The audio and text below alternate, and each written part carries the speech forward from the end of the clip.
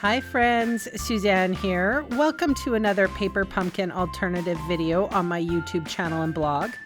If you're new to my channel, I want to say hi.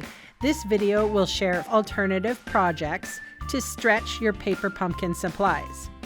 If you don't know what paper pumpkin is, click the link in the description box below and check it out.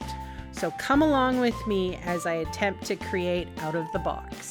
Hi friends, welcome back. We are in card number 2 for the June 2024 paper pumpkin kit called Life is Sweet. I have a 5.5 by 4 1/4 piece of white card. I am using my Stampin' Up markers right now, creating a plaid, or if you're in Scotland, I believe it's called plaid, or plat, is that right? Anyway, someone from Scotland can comment. And I wanted to say thank you very much, everybody, for commenting in my videos. It's nice to know that about 5 people are watching, so that makes me happy. All right, so as you can see, every half inch I am drawing a line. I started off with Summer Splash, went to Shy Shamrock, that's Daffodil Delight, and I'm doing a repeat pattern here. I'm going to flip it around, and I like to start kind of halfway off, like a half inch there. Or actually it would be 1/4 inch. Anyway, and I've added, what's it called? Peach pie to the mixture. I am using my clear plastic ruler here, and there's a reason for that. You didn't see that, but I just wiped the ruler off with just an alcohol wipe so that in case any of the marker ink gets on that ruler, I won't mess up too much. I noticed that some of the green went into the yellow, but that's fine. I'm okay with it. But as you can see, it's becoming a fun plaid.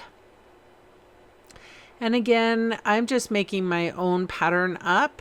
I did 2 lines with the blue, 1 big line with the green, a skinny and a fat line with the yellow. It's up to you how you make your own plaid.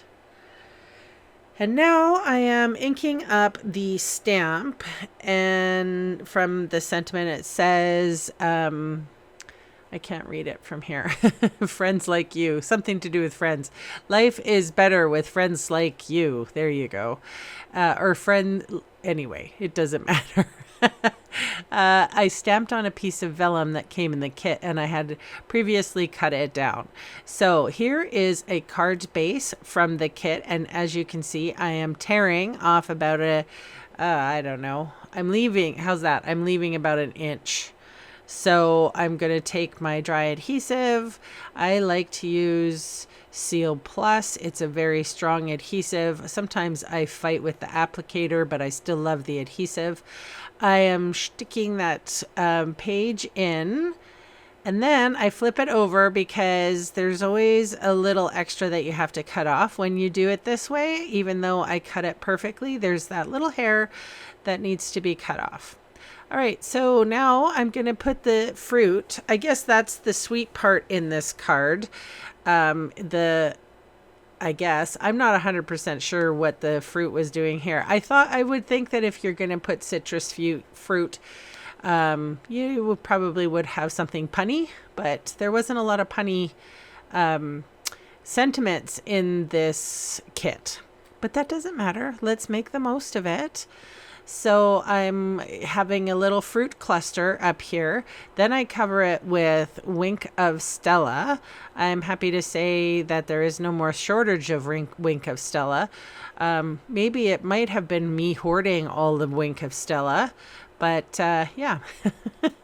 Anyway, let's see here. After I paint all the Wink of Stella, make everything sugary sweet, I put those flat dimensionals down under some of the words.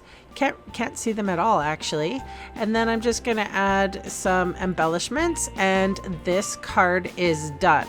I have one more example to share with you. Hopefully I can get it edited in time. And that's it for now. Thanks so much for watching. Bye.